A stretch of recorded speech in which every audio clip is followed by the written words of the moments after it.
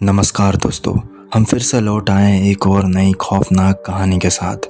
दोस्तों, हमारी वीडियोस पर रीच नहीं मिल रही है, तो प्लीज़ कृपया करके छोटा सा ही सही मगर एक लाइक और एक कमेंट ज़रूर करना। तो बढ़ते हैं कहानी की तरफ। रवि और उसके दोस्त रोहित, समीर और अंजलि ने डिसाइड किया था कि वो वीकेंड पर एक एडवेंचर ट्रिप करेंगे। उन्होंने प्लान बनाया कि वो अपने पुराने गांव के जंगल में कैंपिंग करेंगे। इस कैंप को लेकर सभी काफ़ी एक्साइटेड थे, क्योंकि बचपन में जो कहानियां उन्होंने सुनी थी उस जंगल के बारे में, वो अब जाके वो उसे महसूस करने वाले थे। उन्होंने ये कभी नहीं सोचा था कि वो उस जंगल में जाने के बारे में कभी सोचेंगे भी। उस जंगल का रास्ता काफी सुनसान और लंबा था। उस रास्ते में कुछ भी नहीं था सिवाय एक कच्ची सड़क के और उस सुनसान से जगह के।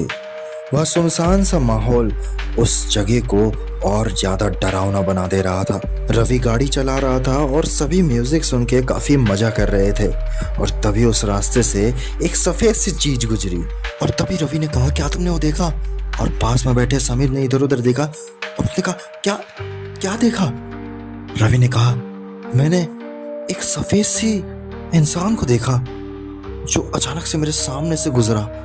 ऐसा लग रहा था मानो वो हवा में उड़ रहा हो। यार, समीर ने उस बात को हवा में उड़ा दिया और कहने लगा कि अरे तू टेंशन मत ले भाई, ऐसे बड़े जंगल में ऐसे छोटी मोटी बातें होती रहती है, ऐसा होता है यार, जस्ट चिल ब्रो, कोई बात नहीं। मगर ये बात रवि को छोटी मोटी नहीं लग रही थी। रवि उस चीज को इग्नोर करके ड्राइविंग कर रहा था। तभी रात काफी गहरी हो चुकी थी। ऐसा लग रहा था मानो अंधेरे ने पूरे जंगल को निगल लिया हो। फिर कुछ घंटे गाड़ी चलाने के बाद सभी लोग उस डेस्टिनी पर पहुंच चुके थे। सभी लोग अपना अपना कैंप लगाकर वहां पर बैठे ही थे कि तभी अंजलि को किसी के चलने की आवाज सुनाई देने लगी। वह आवाज धीरे धीरे काफी करीब आ रही थी। तभी अंजलि ने कहा कि मुझे नहीं लगता कि हम यहाँ पे अकेले हैं। और तभी समीर कहने लगा कि अरे ऐसा कुछ नहीं है, यहाँ पर हमारे अलावा और होगा भी कौन। और उसी वक्त किसी के गिरने की आवाज आई। जैसे ही समीर ने वह आवाज सुना, उसने अपना टॉर्च निकाला और इधर उधर देखने लगा, मगर समीर को कुछ भी दिखाई नहीं दे रहा था।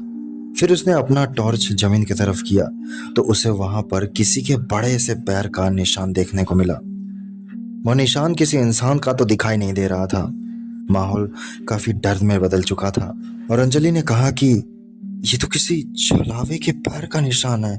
और तभी समीर हंसते हुए कहने लगा कि छलावा? अरे अंजलि, तू भी कैसी बात कर रही है? वो सब सिर्फ हम बचपन में कहानियां सुनते थे। उसी वक्त अंजलि अपना सीरियस सा चेहरा बनाकर समीर को देखते हुए कहती है, मत समीर, ये कोई हंसने वाली बात नहीं है। तुम्हें शायद पता नहीं, मगर छलावा असलियत में होते हैं। लोग कहते हैं कि छलावे का कोई रूप नहीं होता, मगर वो किसी को भी अपने भ्रम में पहचान कर सकते हैं। कहते हैं कि अगर कोई इंसान अगर छलावे के वश में आ जाए तो कभी भी वो वापस नहीं निकल सकता।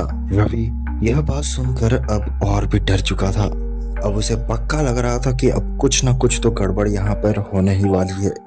समीर और रोहित ने अंजलि की बात को हंसी में उड़ाकर टाल दिया। रात के करीब 3 बज रहे थे। सभी लोग अपने अपने टेंट के अंदर सो रहे थे। तभी अचानक से किसी के टेंट के पास आने की आवाज सुनाई देने लगी। ऐसा लग रहा था मानो कोई टेंट के करीब आ चुका है और बाहर ही खड़ा है। उसी वक्त रवि का नींद खुल गया। उसने अपना टॉर्च निकाला और तुरंत उस टॉर्च को सामने की तरफ रखा। वहां पर एक कोई इंसान जैसा दिख तो रहा था, मगर वो वहां से गायब हो चुका था। तभी अंजलि ने कहा, छलावा! यह सुनकर सभी लोग काफी डर चुके थे। रवि ने अपना बैग पैक किया और वो कहने लगा कि हमें अब और यहाँ नहीं रुकना चाहिए, हमें यहाँ से निकल जाना चाहिए। सभी लोग उसकी बात मानकर सभी लोग अपने अपने बैग पैक करके एक टेंट से बाहर आ गए। और बाहर आकर जैसे ही वो थोड़ी दूर चलने लगे तो उन्होंने नोटिस किया कि ये जंगल अब पहले जैसा नहीं रहा। यहाँ पर काफी गहरा धुंध जम चुका है। तभी रोहित ने कहा, ये क्या हुआ? हम जिस रास्ते से आए थे ये तो सब कुछ बदल चुका है, अब पता नहीं क्या होगा। तभी रोहित ने कहा, ये सब छलावे का काम है, वो हमें यहाँ से बाहर नहीं जाने देता। यह बात सुनकर सभी लोग अपनी जान बचाने के लिए वहां से काफी तेज दौड़ लगाने लगे। वह जितना भी जोड़ते घूम फिर कर एक ही जगह आकर रुक जाते। वह जंगल का हर कोना जा रहे थे, मगर वो उसी रास्ते में वापस आ जा रहे थे जहाँ से उन्होंने शुरुआत किया था। ऐसा लग रहा था मानो वो एक किसी लूप में फंस चुके हो। तभी अंजलि ने कहा कि रुक जाओ, हम ऐसे भाग नहीं सकते। अगर हम ऐसा करते गए तो हम तो भागते भागते ही मर जाएंगे। और फिर उसी वक्त समीर के कान में कुछ ऐसा एहसास हुआ जैसे मानो छलावा उसके कान में कुछ बोल रहा हो। उसके बाद वह तुरंत जमीन पे गिर पड़ा और बेहोश हो गया। वह ठीक से सांस भी नहीं ले पा रहा था। सभी लोग डर के मारे काफी चिंतित में आ गए और फिर उसी वक्त किसी का चेहरा उनके सामने दिखाई देने लगा। उस घने जंगल में ऐसा लग रहा था मानो वो किसी राक्षस का चेहरा हो।